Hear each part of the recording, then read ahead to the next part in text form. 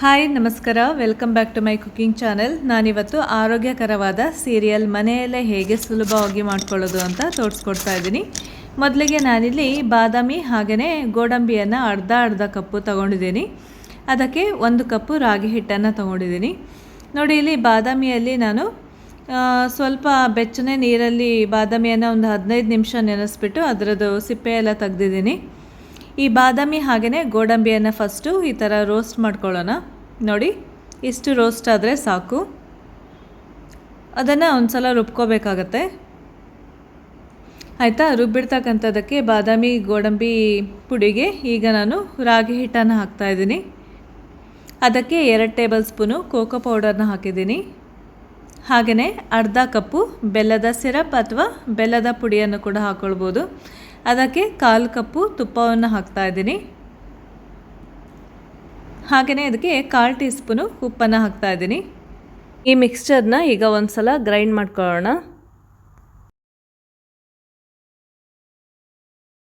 ಈ ಮಿಶ್ರಣಕ್ಕೆ ನಾನೀಗ 1 ಟೀ ಸ್ಪೂನಷ್ಟು ಕಾರ್ನ್ಫ್ಲೋರ್ನ ಹಾಕ್ತಾಯಿದ್ದೀನಿ. ಕಾರ್ನ್ಫ್ಲೋರ್, ಅದಕ್ಕೆ 2 ಟೇಬಲ್ ಸ್ಪೂನು ಹಾಲನ್ನು ಹಾಕ್ಕೊಂಡ್ಬಿಟ್ಟು ಈ ಥರ ಚೆನ್ನಾಗಿ ನಾದ್ಕೋಬೇಕಾಗತ್ತೆ. ನೋಡಿ, ಈ ಥರ ನೋಡಿ. ಇದನ್ನು ನಿಮಗೆ ಯಾವುದು ರೀತಿಯಲ್ಲಿ ಇಷ್ಟ ಆಗುತ್ತೆ ಶೇಪು ಆ ಥರ ಮಾಡ್ಕೋಬೋದು. ಫ್ಲ್ಯಾಟಾಗಿ ಮಾಡ್ಕೋಬೋದು, ಹಾಗೆಯೇ ಈ ಥರ ರೌಂಡಾಗಿ ಕೂಡ ಮಾಡ್ಕೋಬೋದು.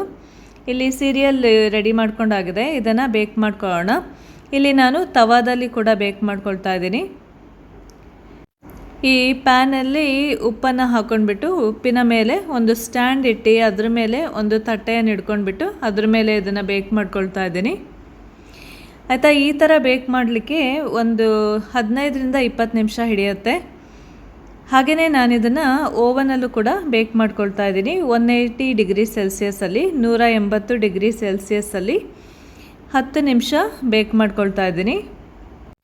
ಈಗ ನೋಡಿ, ಈ ಓವನಲ್ಲಿ ಇಟ್ಟಿದ್ವಲ್ಲ ಅದು ರೆಡಿಯಾಗಿದೆ. ಹಾಗೆಯೇ ಇಲ್ಲಿ ಪ್ಯಾನಲ್ಲಿ ಇಡ್ತಕ್ಕಂಥದ್ದು ಕೂಡ ರೆಡಿಯಾಗಿದೆ. ಇಲ್ಲಿ ಈಗ ಬೆಂದ ಮೇಲೆ ಅದು ಸ್ಟಿಕ್ ಆಗೋದಿಲ್ಲ. ಆ ಒಂದು ಟೈಮಲ್ಲಿ ಬೆಂದಿದೆ ಅಂತ ಗೊತ್ತಾಗುತ್ತೆ. ಹಾಗೆಯೇ ಇದು ಬೆಂದಿದ್ರೂ ಕೂಡ ಅದು ಸ್ವಲ್ಪ ಸಾಫ್ಟಾಗೇ ಇರುತ್ತೆ. ಫುಲ್ಲು ಕಂಪ್ಲೀಟಾಗಿ ಅದು ಕೋಲ್ಡ್ ಆದಮೇಲೆ ತಣ್ಣಗಾದ ನಂತರ ಅದು ಹಾರ್ಡ್ ಆಗುತ್ತೆ. ಹಾಗೆ ಕ್ರಂಚಿಯಾಗಿ ಕೂಡ ಇರುತ್ತೆ. ಇದನ್ನು ಈ ಥರ ಹಾಲಿನಲ್ಲಿ ಹಾಕ್ಕೊಡ್ಲಿಕ್ಕೆ ತುಂಬ ಚೆನ್ನಾಗಿರುತ್ತೆ ಮಕ್ಕಳಿಗೆಲ್ಲ.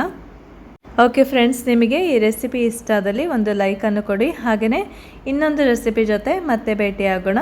Okay, thank you so much for watching.